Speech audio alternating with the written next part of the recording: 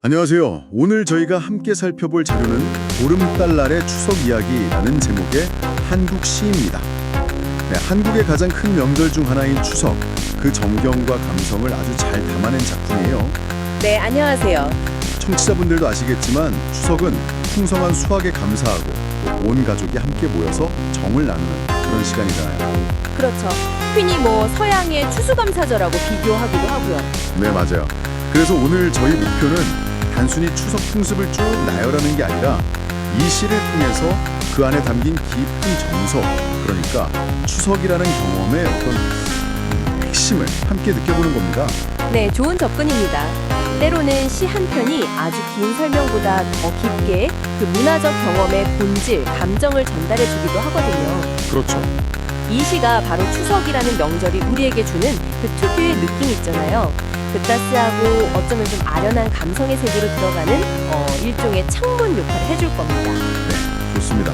그럼 그 창문을 열고 함께 안으로 들어가 보죠. 네, 시는 아주 기분 좋은 설렘으로 시작해요. 아이들이 추석빔 곱게 차려입고 고향 갈 준비라는 모습인데요. 아, 추석빔, 명절에 새로 입는 옷이죠? 네, 그렇죠. 아이들은 그 옷을 입고 설렘 꿈을 안고 해맑게 기차에 오릅니다. 이게 단순히 새 옷을 입는다는 걸 넘어서 명절을 맞는 기대감, 기쁨이 이 단어 자체에 녹아있는 것 같아요. 맞아요. 그 설렘이 느껴지죠. 그리고 그 기차는 어디로 가느냐? 보름달 떠오르는 정든 고향으로 향하죠. 네. 아, 기차는 풍경 사이로 달빛을 싣고 달려가네. 이 표현이 저는 정말 좋더라고요. 그렇죠. 아주 시적이죠. 네. 기차가 그냥 이동수단이 아니라 뭐랄까 밝은 달빛이랑 사람들 설렘까지 같이 싣고 가는 메신저 같은 그런 느낌이에요. 바로 그 지점인데요. 이 귀향이라는 여정 자체가 추석 경험에서 굉장히 중요한 부분을 차지한다는 걸 좀 주목해야 합니다. 아, 여정 자체요? 네, 그냥 A에서 B로 가는 게 아니고 고향으로 돌아가는 그 과정 전체가 명절의 의미를 만드는 핵심 요소라는 거죠. 오랜만에 가족 만난다는 기대감도 있고 또 익숙한 고향 풍경에 대한 어떤 그리움 같은 거, 그런 복합적인 감정이 이 여정에 다 담겨 있는 거예요. 그러네요. 근데 왜 이 귀향이라는 과정 자체가 이렇게 중요하게 여겨지는 걸까요? 그냥 가족 만나는 결과 말고요. 혹시 특별한 이유가 있을까요? 아, 그거 좋은 질문인데요. 역사적으로 보면 한국 사회가 농경 문화 기반이었잖아요. 네, 그렇죠. 근데 이제 근대화 거치면서 많은 분들이 일자리 찾아서 도시로 가셨고, 명절은 그렇게 흩어져 살던 가족들이 다시 뿌리를 찾아 모이는 거의 유일한 기회였던 거죠. 아, 그랬겠네요. 그래서 고향 가는 길이 단순한 이동 이상으로 뭐랄까 나의 근원으로 돌아가고 공동체와의 연결을 다시 확인하는 상징적인 형회가 된 거예요. 네, 시에서도 그런 분위기가 느껴져요. 황금 물결 너울지는 논밭이나 잘 익은 달콤한 과일향 같은 묘사들. 맞아요. 그런 이미지들이 농촌의 풍요로움도 보여주지만 동시에 아, 이제 거의 다 왔구나 하는 느낌? 목적지에 가까워지고 있다는 걸 감각적으로 알려주죠. 네, 기대감을 높이는 거죠. 그렇죠. 특히 그 달빛을 싣고 간다는 표현.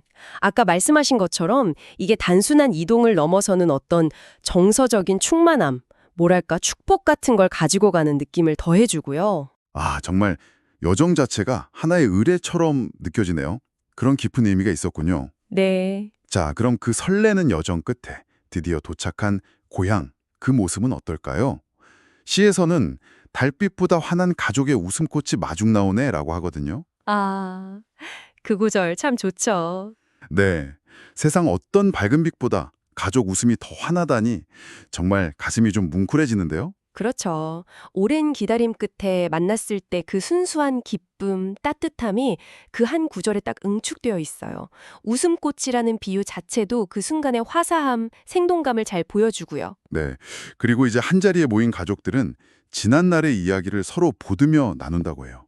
그냥 이야기하는 게 아니라 보듬는다. 네, 그 표현이 참 인상적이죠. 네, 마치 서로의 삶과 시간을 따뜻하게 이렇게 안아주는 느낌이랄까요? 맞습니다. 보듬다, 이 단어 선택이 아주 탁월해요. 그냥 즐거운 이야기만 하는 게 아니라 어쩌면 좀 힘들었던 시간, 아쉬웠던 순간들까지도 서로 이해하고 위로하고 감싸 안는다는 그런 뉘앙스를 주죠.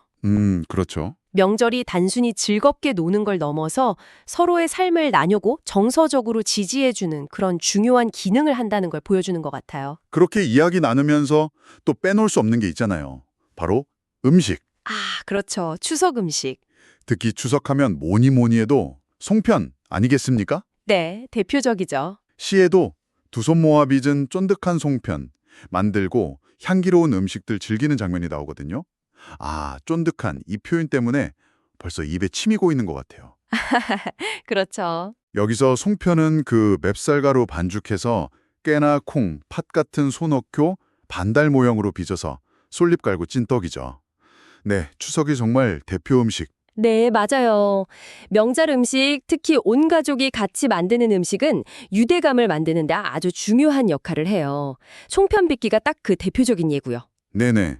시인이 두 손 모아 빚은 또 오손도손 둘러앉아 이런 표현을 쓴 것도 단순히 만드는 행동 묘사가 아니라 그 안에 담긴 어떤 협력, 화합의 의미를 강조하려는 거죠. 아, 같이 만드는 과정 자체가 중요하군요. 그렇죠. 그리고 뭐 향기로운 음식 냄새, 마당 가득 퍼지는 웃음소리, 아까 말한 쫀득한 식감, 이런 맛, 향, 소리 같은 다채로운 감각 묘사들이 독자를 그 풍성하고 정겨운 잔치 분위기 속으로 확 끌어당기죠. 네. 이게 바로 시가 가진 힘인 것 같아요. 설명하는 게 아니라 그냥 경험하게 만드는 힘. 듣고 보니 정말 그러네요. 단순히 사 먹는 거랑은 정말 다른 의미가 있겠어요. 시간과 정성을 같이 나누는 거니까. 맞습니다. 자, 그럼 이제 이야기의 초점을 추석의 또 다른 중요한 부분으로 한번 옮겨볼까요? 바로 조상님들을 기리는 의례입니다. 네. 추석의 중요한 정신 중 하나가 바로 조상에 대한 감사와 공경이죠.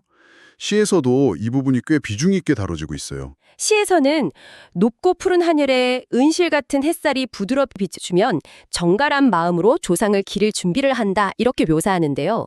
여기서 정갈한 마음이라는 표현이 참 와닿아요. 네, 그렇죠. 어떤 형식적인 준비를 넘어서는 마음가짐의 중요성을 딱 이야기하는 것 같아요. 정확합니다.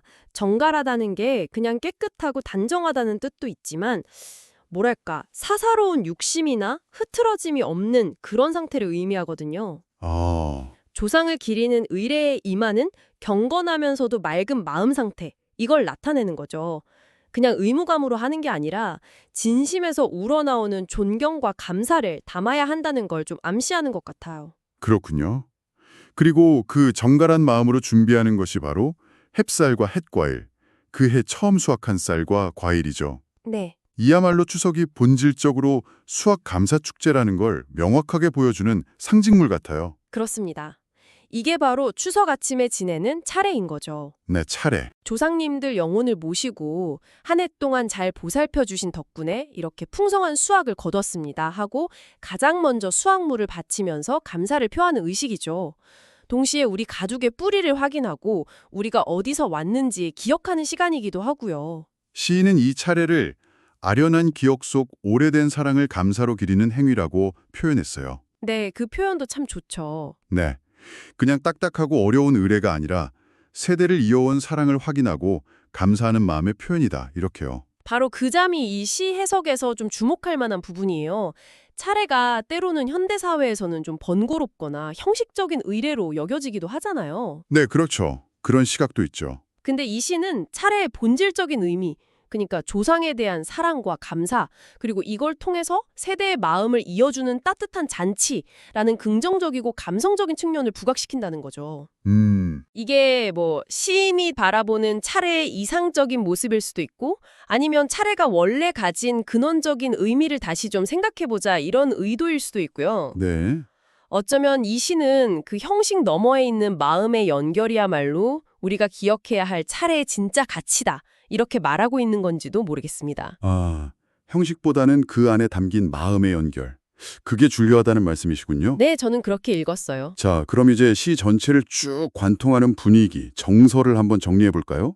따뜻한 잔치, 풍성한 정과 기품이 넘실거리고 보름달의 은혜 아래 따뜻한 호응을 나누네.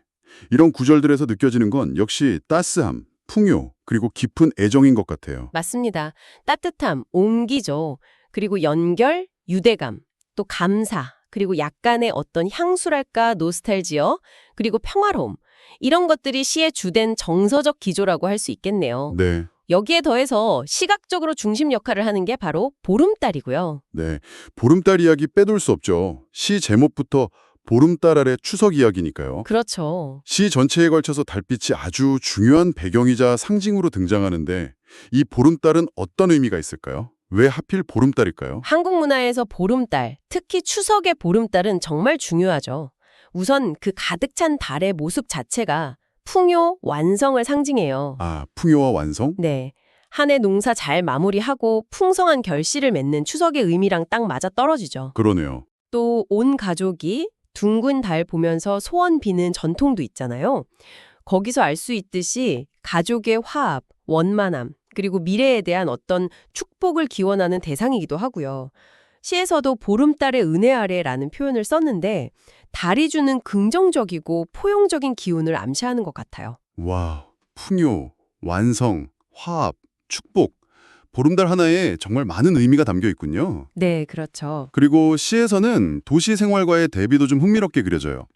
도시의 번잡함 잠시 숨을 고르고 보름달빛이 가슴 빈 곳까지 고이 스며들면 이런 구절이 나오거든요. 네, 그 부분도 인상 깊죠. 네, 마치 명절이 일종의 정서적 재충전소 같은 역할을 하는 것처럼 느껴지더라고요. 정확한 표현이십니다.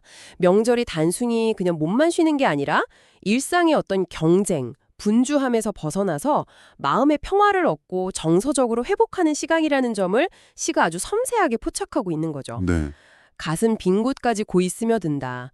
이 표현은 달빛, 그러니까 자연과 고향의 평온함이 도시 생활에서 생긴 어떤 마음의 공허함이나 피로를 부드럽게 채워주고 치유해주는 듯한 느낌을 주잖아요. 맞아요. 치유받는 느낌. 네, 이건 단순한 휴식을 넘어서는 뭐랄까 일종의 영혼의 회복 과정? 그렇게 볼 수도 있을 것 같아요. 그런데요, 이렇게 시에서는 아름답게 평화로움과 따뜻함을 그리고 있는데 이게 모든 사람의 현실적인 추석 경험하고 항상 딱 맞아떨어지는 건 아닐 수도 있잖아요. 아, 네, 물론이죠. 혹시 이 시는 추석의 좀 이상적인 모습, 우리가 바라는 어떤 정서적 안식처 같은 걸 좀 의도적으로 그린 건 아닐까요? 충분히 그렇게 해석할 여지도 있다고 봅니다. 시라는 게 현실을 뭐랄까 사진처럼 그대로 다 보여주기보다는 현실 속에서 발견하거나 혹은 우리가 지향하는 가치와 감정을 좀 더 증폭시켜서 보여주는 경향이 있으니까요. 네, 그렇죠.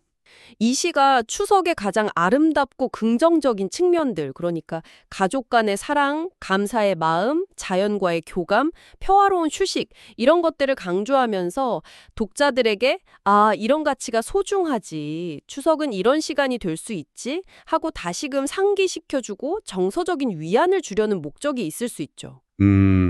위안을 주는 목적. 네. 어쩌면 현실에서 겪는 어려움이나 갈등 같은 것까지 다 담기보다는 추석이라는 시간이 우리에게 제공할 수 있는 최선의 감정적 경험, 뭐랄까, 일종의 마음의 고향 같은 걸 그려내고 있다고 볼 수도 있겠습니다. 그렇군요. 마음의 고향. 네. 명절의 즐거운 분위기는 근데 쉽게 가시지는 않은 모양이에요. 시 후반부에 보면 다시 일상으로 돌아갈 준비를 하면서도 흥겨운 가락이 밤바람 따라 흘러가는 모습이 묘사되거든요. 네, 맞아요. 축제의 여운이 남아있는 거죠. 네. 그 잔잔한 여운까지 섬세하게 포착하면서 시는 마무리됩니다. 명절의 기쁨과 에너지가 다음 일상을 살아갈 힘으로 이렇게 이어지는 듯한 그런 인상을 주죠. 자, 그럼 이 모든 것을 종합해 볼 때 이 시 보름달 아래 추석 이야기는 우리에게 무엇을 말해주고 있을까요? 오늘 함께 쭉 살펴봤는데 설렘 가득한 귀향길 풍경부터 시작해서 달빛보다 밝은 가족의 웃음, 또 정성껏 빚은 송편 나누면서 이야기꽃 피우고 조상님께 경건하게 감사드리고 그리고 보름달 아래 감도는 그 평화롭고 풍성한 분위기까지 정말 추석이라는 명절이 품고 있는 다채로운 경험과 그 마음의 결을 참 아름답게 펼쳐 보여준 것 같아요. 맞습니다. 이 시는 추석의 겉모습만 스케치하는 데 그치지 않고 그 안에 흐르는 정서적인 깊이, 문화적인 의미를 아주 감각적인 언어를 통해서 생생하게 전달하고 있어요. 네. 과거와 현재, 개인과 가족, 또 인간과 자연, 예를 들면 수확물이나 달 같은 거죠. 이런 것들을 따뜻하게 연결하고 오랜 전통이 어떻게 현대에도 살아 숨쉬면서 사람들에게 의미를 주는지를 잘 보여주는 것 같습니다. 여기서 정말 인상 깊은 점은 시인이 어떻게 쫀득한 향기로운 웃음꽃, 은실 같은 햇살, 보드무며 같은 아주 구체적인 감각적 디테일과 정갈한 마음, 오래된 사랑, 따뜻한 포옹 같은 감성적인 언어를 이렇게 자연스럽게 엮어내는가 하는 점이에요. 네, 맞아요. 그게 참 절묘하죠. 그렇죠. 이걸 통해서 추상적으로 느껴질 수 있는 전통의 의미를 손에 잡힐 듯 생생한 경험으로 바꿔놓는 거죠. 청취자 여러분께서 한국의 추석 문화를 직접 경험하시든 아니면 그렇지 않던 간에 이 시는 사실 매우 보편적인 인간의 감정과 가치를 건드리고 있는 것 같아요. 네, 그렇습니다. 고향으로 돌아가고 싶은 마음, 떨어져 있던 가족과 다시 만나는 기쁨, 함께 음식 나누는 즐거움, 또 세대를 이어온 이야기에 귀 기울이는 것, 그리고 한 해의 결실에 감사하는 마음 같은 거요. 보편적인 거죠. 네. 어쩌면 바쁜 현대사회를 살아가는 우리 모두에게 잠시 멈춰서서 삶의 이런 소중한 연결들, 순간들의 의미를 다시 한번 되돌아보게 하는 작은 울림을 주는 것 같습니다. 신인 맨 마지막에 이 모든 경험이 담긴 추석밤이 오래도록 가슴속에 머물겠네라는 구절로 조용히 끝을 맺잖아요. 네. 마치 아름다운 사진 한 장처럼 혹은 마음속 깊이 간직된 어떤 향기처럼 말이죠. 청취자 여러분의 가슴 속에는 어떤 문화적 전통이나 가족과 함께 했던 순간, 시간이 흘러도 이렇게 오랫동안 남아있나요? 무엇이 그 기억들을 그토록 지워지지 않고 특별하게 만드는 걸까요? 네. 이 시가 남긴 여운 속에서 한 번쯤 떠올려 보시는 것도 좋겠습니다.